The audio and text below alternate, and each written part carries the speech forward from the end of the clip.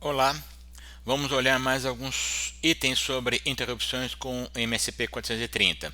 Vamos agora abordar latência de uma interrupção. Vamos então lá para o PowerPoint. Então esse eu chamei de assunto 5. Então vamos lá, relembrando um pouquinho, me permita fazer uma pergunta para vocês.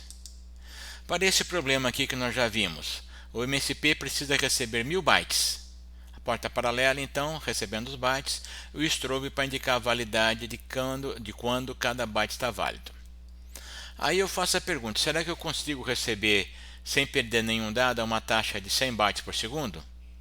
Acredito que sim. 1000 bytes por segundo eu consigo?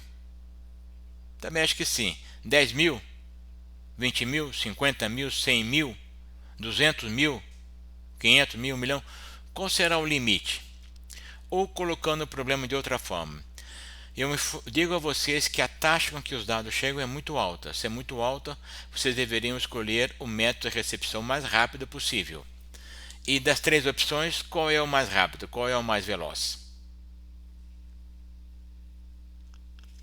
Pooling, eu lembro, a gente fica consultando o bit de entrada, fica consultando o strobe.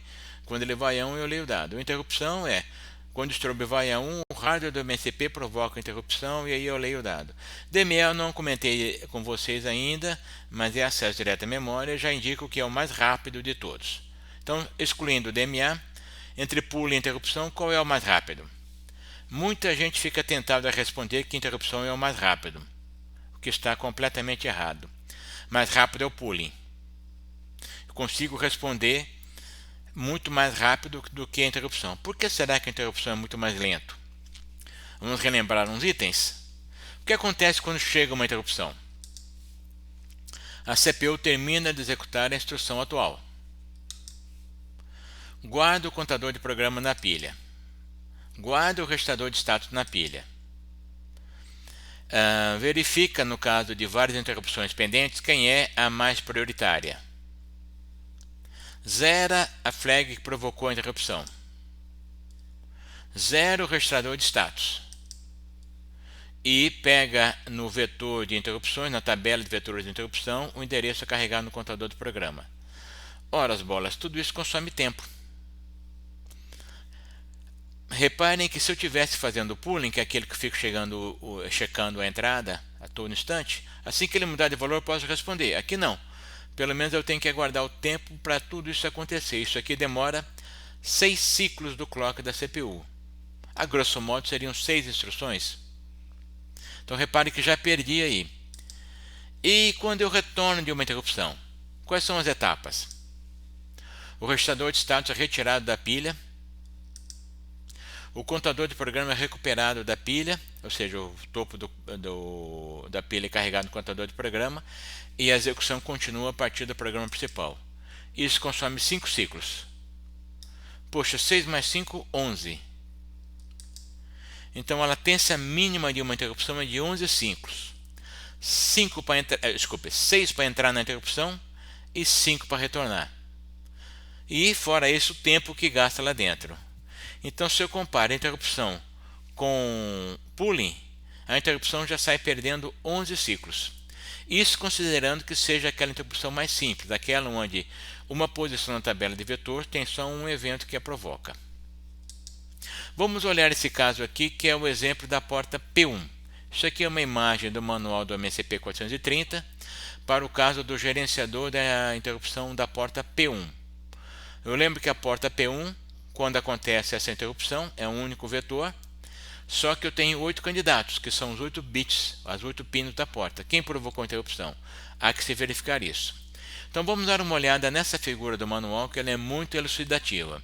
Eu ampliei, dividi ao meio, essa parte de cima e depois a parte de baixo, para que ficasse fácil a leitura. Então vamos lá, então vamos projetar a primeira metade. Está aqui. Então está aqui o manipulador, o gerenciador, a rotina, serviço de interrupção da porta P1. E temos aqui a quantidade de ciclos. Reparem que, após o pedido ser aceito, são 6 ciclos para chegar até aqui. Reparem que nenhuma instrução foi executada ainda. 6 ciclos, 6 períodos do mclock, que é o clock da CPU, para chegar até aqui. Se é o caso dessa interrupção mais sofisticada, onde vários eventos compartilham um único vetor, eu tenho que fazer essa soma aqui. Somar o registrador vetor de interrupção com o contador de programa. Isso me gasta mais 3 ciclos. 6 mais 3, 9.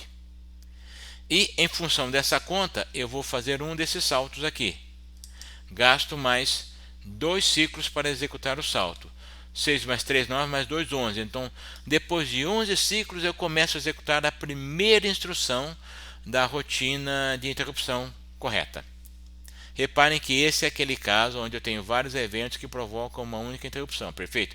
Então é o que gasta mais tempo.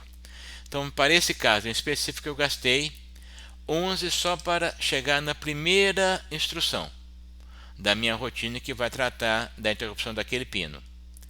E depois eu vou gastar mais 5 ciclos de instrução para executar o RET que faz aquelas etapas do retorno. Então nós gastamos 6 mais 3, 9, mais 2, 11 e mais 5, 16. Então, para o caso de interrupção de uma porta paralela, são 16 ciclos a latência mínima de uma interrupção. Ou seja, a interrupção mínima é aquela que não tem nada. Só desvia para a rotina, chegou no gerenciador e retorna. Então já gastei 16 ciclos, é um tempo grande. Perfeito? Então, há que se considerar também a velocidade da interrupção. Ela é muito útil, muito bacana, porque me facilita o programa. Porém, ela gasta um pouco mais de tempo. Vamos olhar aqui um outro detalhe. Procurei ilustrar aqui com o programa principal rodando aqui. E o caso da interrupção desabilitada. Bom, se a interrupção está desabilitada e chega o pedido, se está desabilitado, o que acontece? Nada. Segue o fluxo do programa normal. Claro, aquele bit IFG vai ficar em 1, porém nada acontece. O programa segue adiante. Vamos para o caso onde a interrupção está habilitada.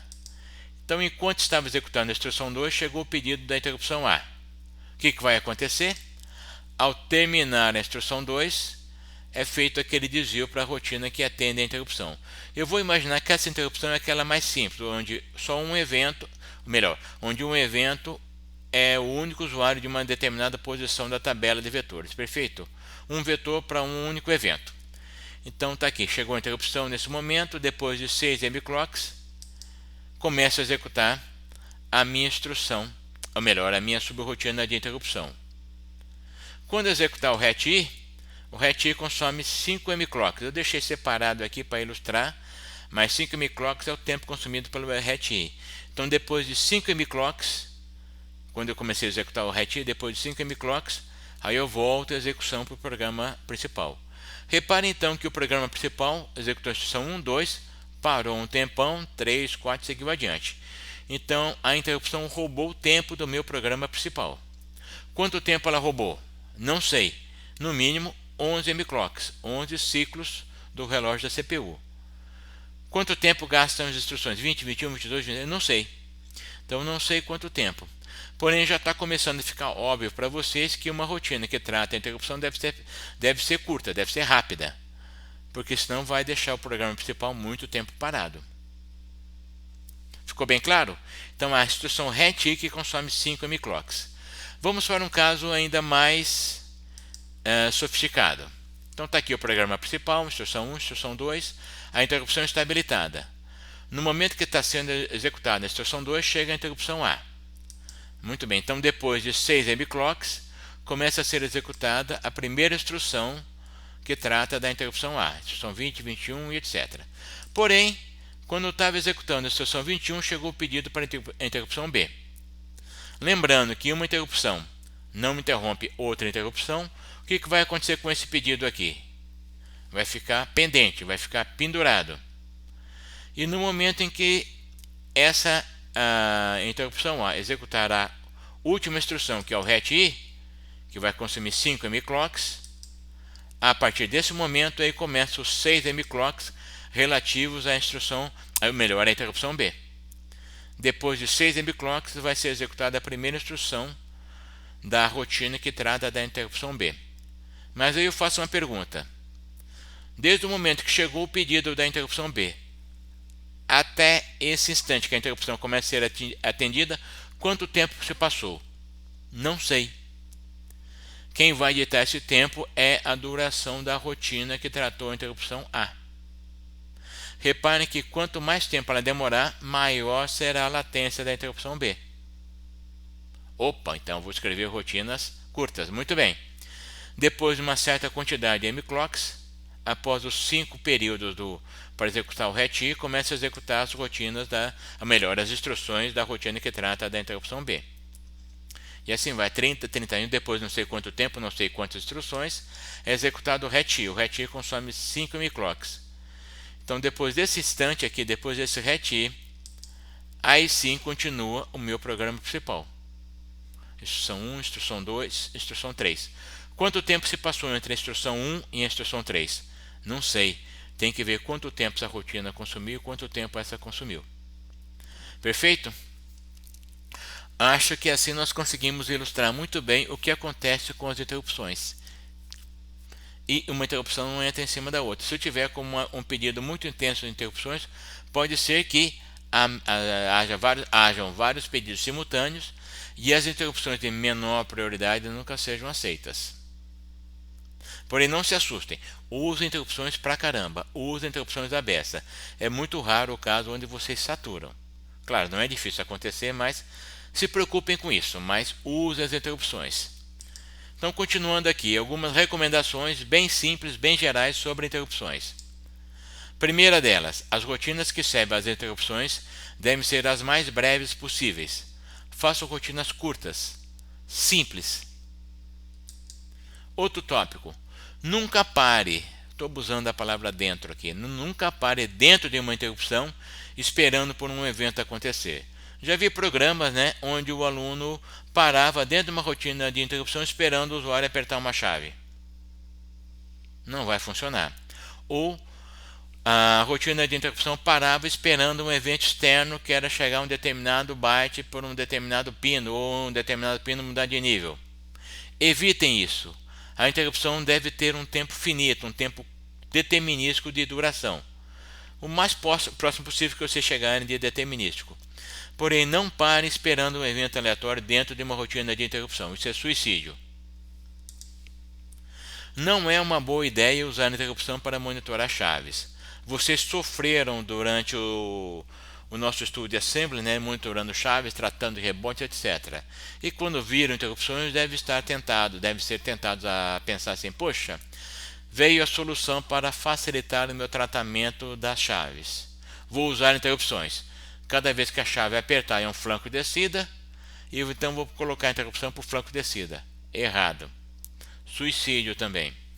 Ao apertar uma chave, surgem rebotes. Como é que vocês vão tratar o rebote dentro de uma rotina de interrupção?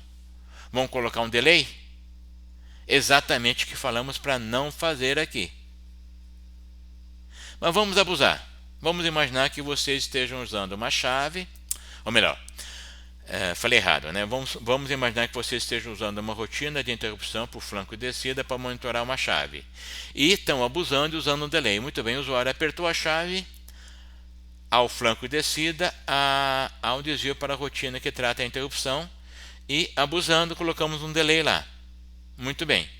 Quando o usuário soltar a chave, a rotina vai retornar? Ou a rotina retorna antes do usuário liberar a chave?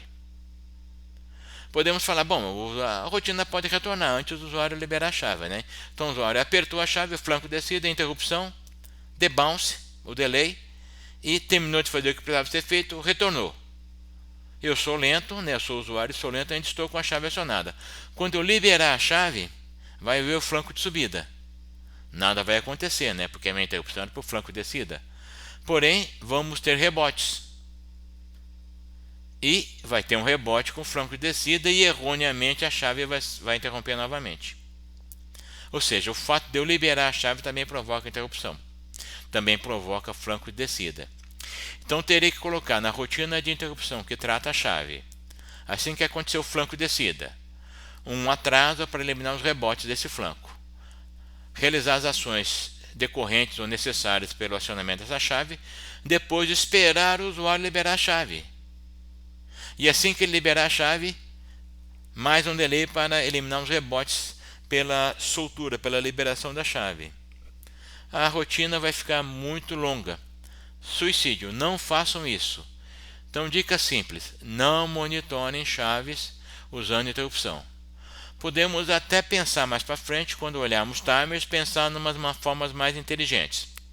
Mas por enquanto, com o que vimos, é suicídio tentar usar a interrupção para monitorar chaves. Perfeito? E olhem bem, tratem bem as interrupções. Elas simplificam e complementam o programa principal. Elas são excelentes ajudantes para o programa principal, porém devem ser usadas com sabedoria. Separe direitinho os recursos que o programa principal usa e os recursos que as rotinas de interrupção usam. Planejam como é que a interrupção e o programa principal se comunicam. Lembre-se que interrupções são eventos assíncronos para o programa principal. Perfeito? Não se assustem. Use interrupções à vontade, use interrupções à beça e vamos aprendendo com os erros. Perfeito? Com isso, então, chegamos ao final desse nosso breve estudo sobre as interrupções do MSP 430. Recomendo fortemente que tentem fazer os problemas que são sugeridos no capítulo do nosso texto que trata de interrupções. Muito obrigado pela atenção.